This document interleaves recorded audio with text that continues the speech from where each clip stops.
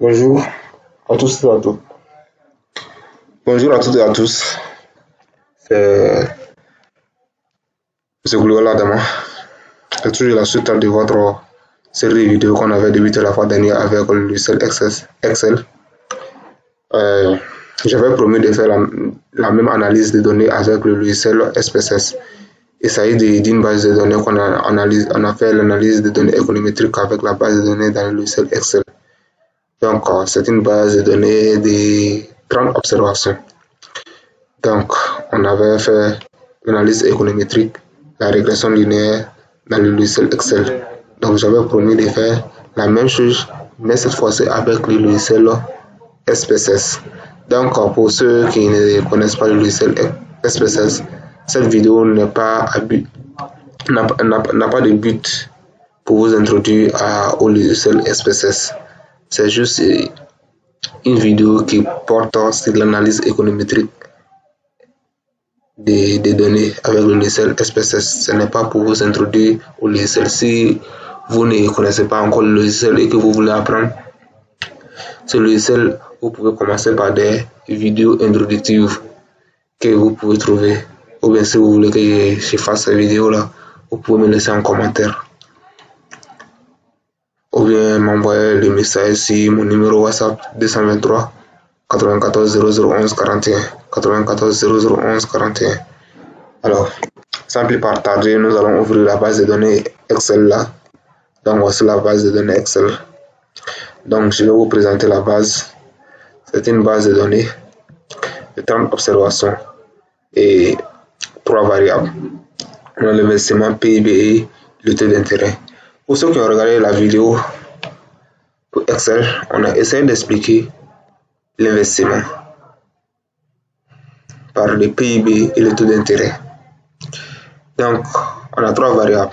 Une variable à expliquer qui est l'investissement, ou bien la variable endogène, ou bien la variable, comment on appelle encore là-bas, la variable dépendante.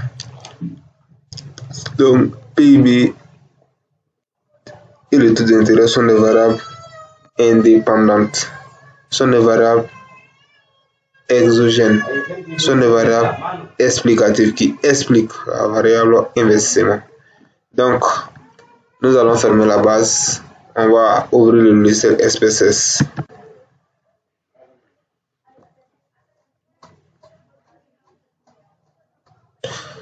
Donc, le logiciel est lancé et il va s'ouvrir bientôt.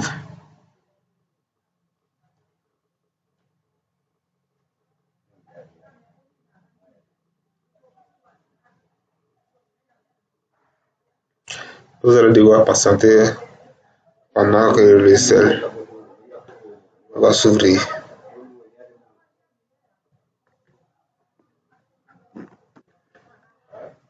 Donc, voici le logiciel ouvert. Qu'est-ce qu'il faut faire? Il faut importer d'abord cette base de données qu'on a. Donc, pour ceux qui sont déjà introduits à l'SPSS, ils savent déjà comment importer une base de données Excel dans SPSS. Donc, voici la base. C'est cette base-là qu'il faut importer. Elle est sur le bureau, donc on peut ouvrir comme on peut coller, mais je vais décider de coller. Donc, si je colle, la fenêtre va s'ouvrir. Maintenant, si vous n'avez jamais importé de base de données avec SPSS et que vous avez déjà SPSS installé, pour certains, vous allez trouver que cela s'est décoché. Maintenant, quel est son effet? Voici. Quand c'est coché, voici l'effet. Donc, le nom de variable se trouve sur la première ligne et c'est ce que nous souhaitons avoir. Donc, si ce n'est pas coché, vous allez trouver votre base de données comme ça. Donc, ce n'est pas bon. Il faut cocher que lit le nom de la variable à partir de la première ligne de données. Donc, je vais toujours coller.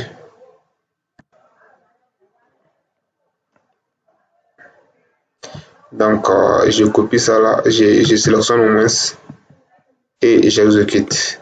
Après l'exécution, nous allons trouver la base de données maintenant qui sera importée. Donc, voici la base de données. On va agrandir la fenêtre. Donc, vous voyez l'investissement, PIB et le taux d'intérêt. Donc, comme je viens d'expliquer, nous allons expliquer l'investissement à travers les PIB et les taux d'intérêt. Donc, on a plusieurs options ici, mais l'option qui nous intéresse, c'est l'option analyse. Donc, analyse, il y a plusieurs options dans l'analyse aussi, mais l'option qui nous intéresse, c'est la régression. On vient la régression. La régression, encore, on a plusieurs analyses, plusieurs options. Donc, la régression qui nous intéresse, c'est la régression linéaire. Donc, on clique sur linéaire. Maintenant, on a dépendante. Je viens de vous expliquer qu'est-ce que c'est qu'une variable dépendante. C'est la variable dépendante qu'on va mettre ici.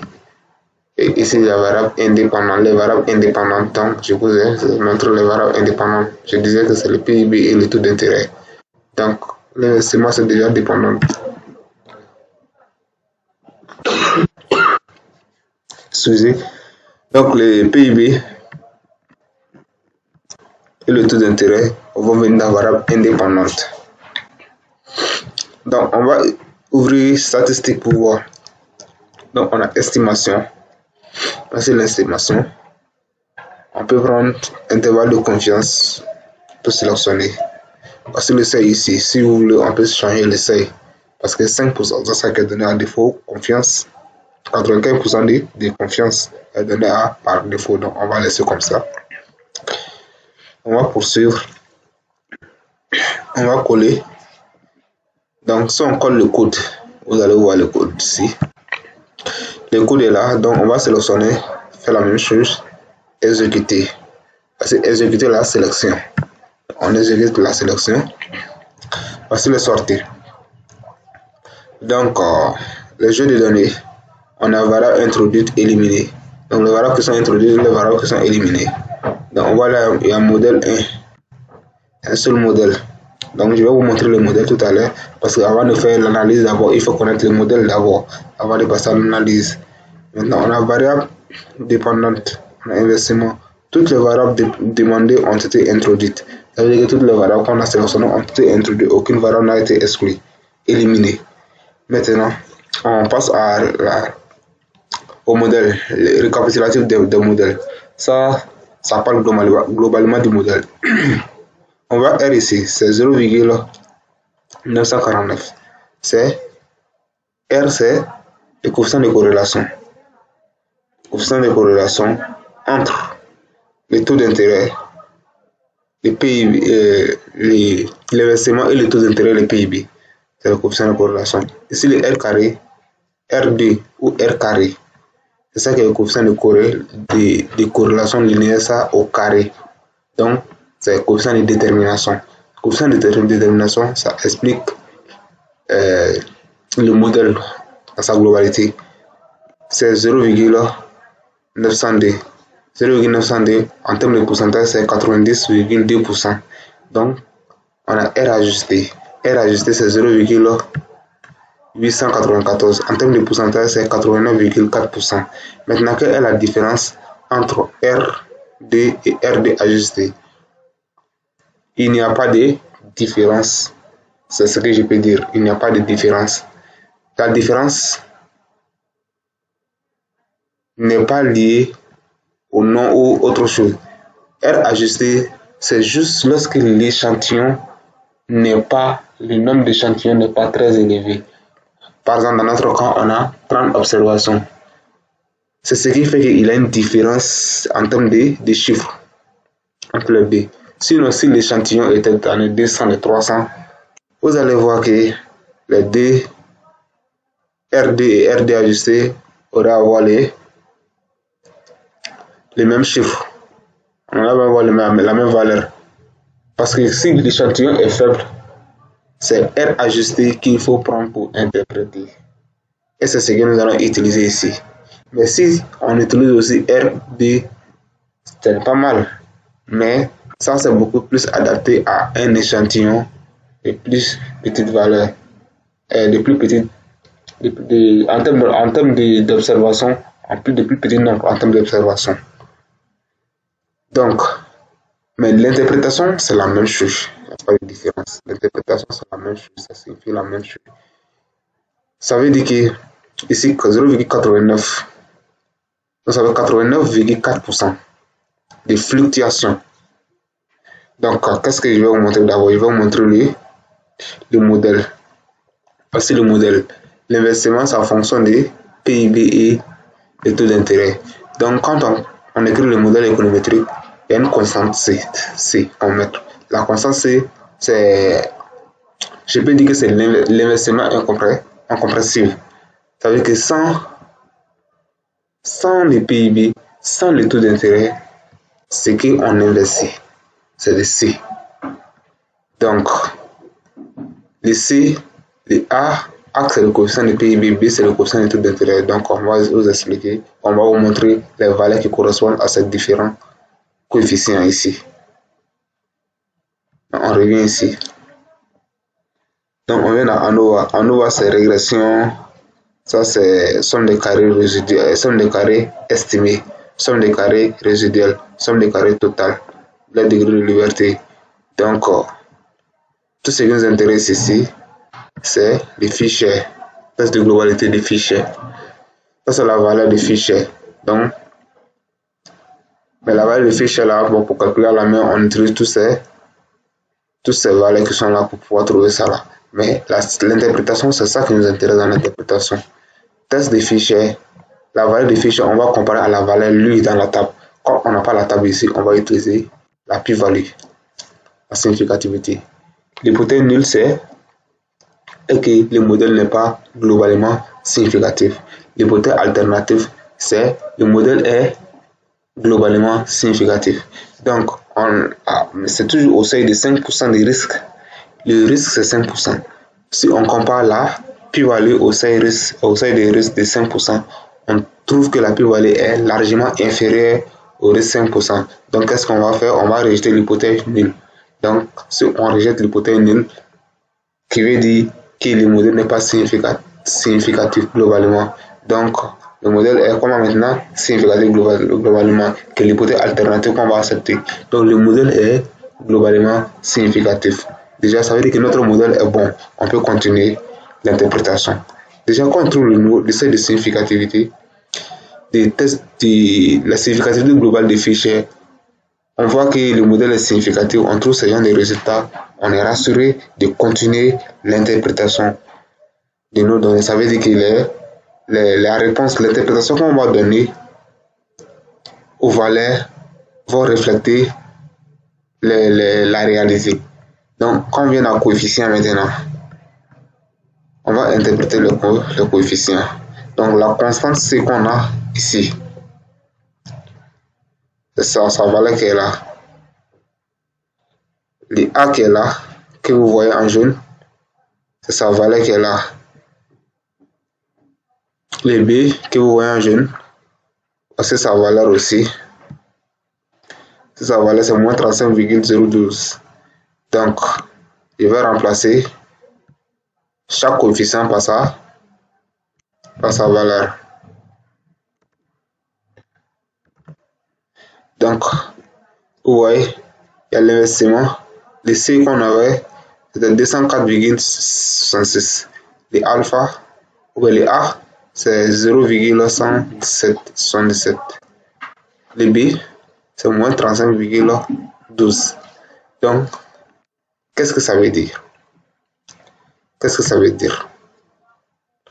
L'interprétation, c'est ici, on peut aider la personne, ou bien si c'est un État, à prendre cette décision. L'investissement, en fonction du PIB et le taux d'intérêt.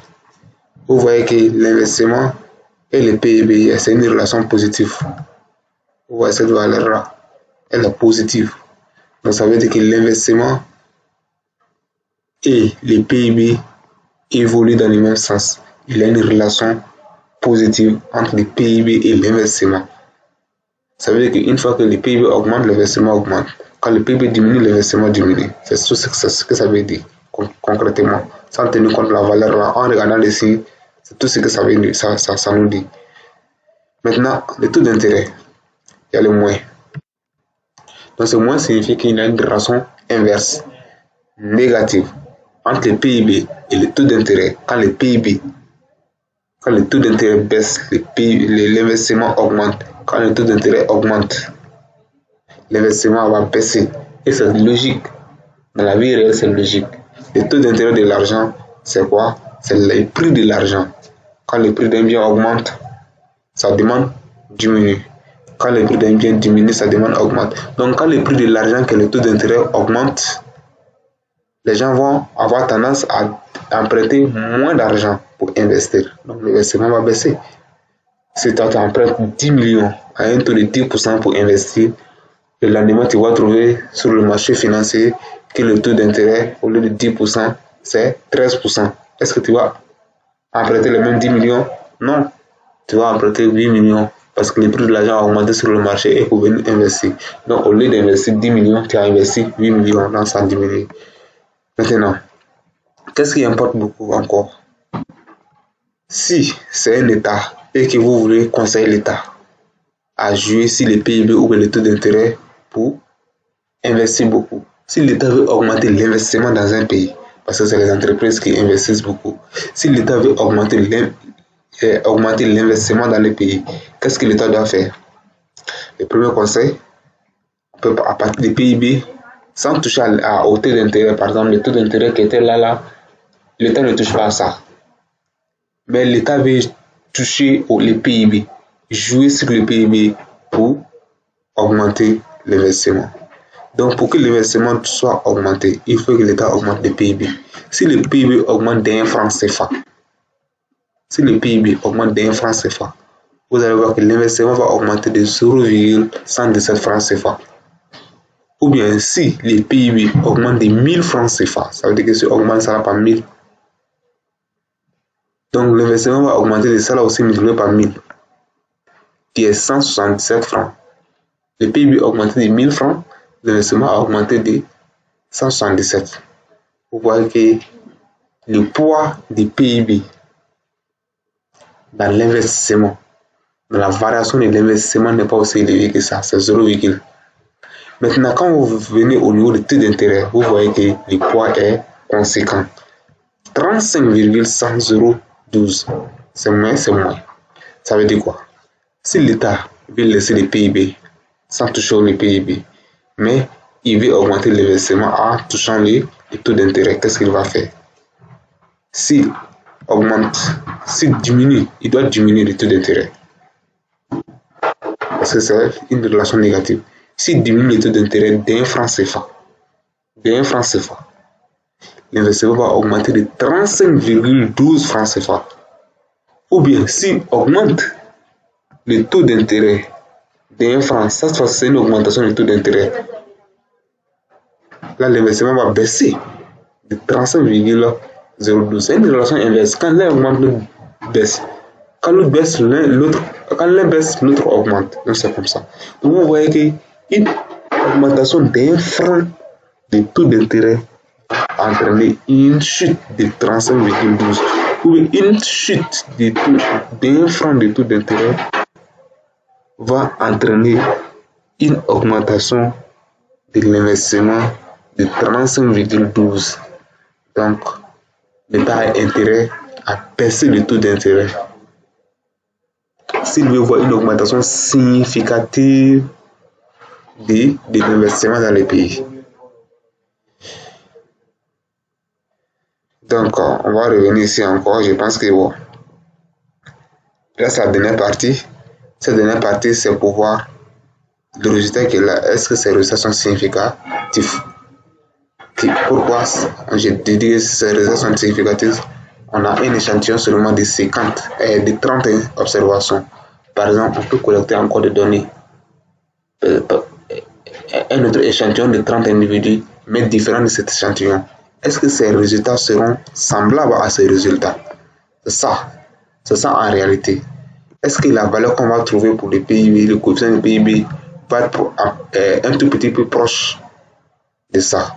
Est-ce que le coefficient qu'on va trouver pour le taux d'intérêt va être un peu plus proche de ça?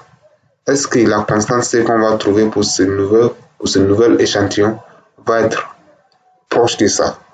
C'est ça le niveau de significativité.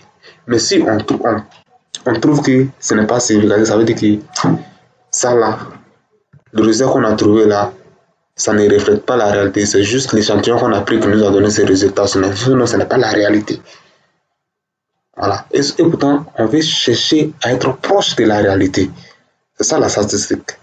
Maintenant, donc, c'est la significativité qui va nous montrer ça. La statistique est là. Cette statistique-là, on peut déterminer la significativité à partir de la statistique, mais toujours on a besoin de la table de student. Comme on n'a pas la table, qu'est-ce qu'on va utiliser? On va utiliser significativité de la p-value qui est là, comme on vient de l'utiliser ici. Donc, ça là, on n'a pas besoin de la table, on a besoin juste de l'intervalle de seuil de 5% là. Donc, on compare au sein de 5%. L'hypothèse nulle, c'est toujours pas de significativité. L'hypothèse alternative, il y a significativité, c'est tout. La constante est significative pour expliquer l'investissement.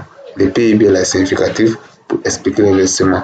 Le taux d'intérêt est significatif pour expliquer l'investissement.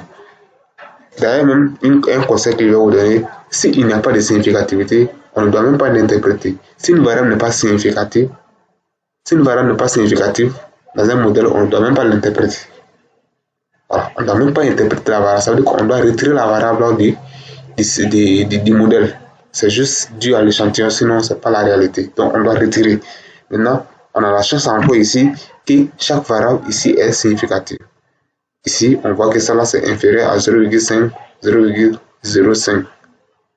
Ça c'est inférieur à 0,05, ça c'est inférieur à 0,05. Donc le PIB est significatif pour expliquer les taux de l'investissement. Le taux d'intérêt est aussi significatif pour expliquer les taux d'intérêt, l'investissement. Encore, notre modèle est bon, l'interprétation aussi va refléter la réalité.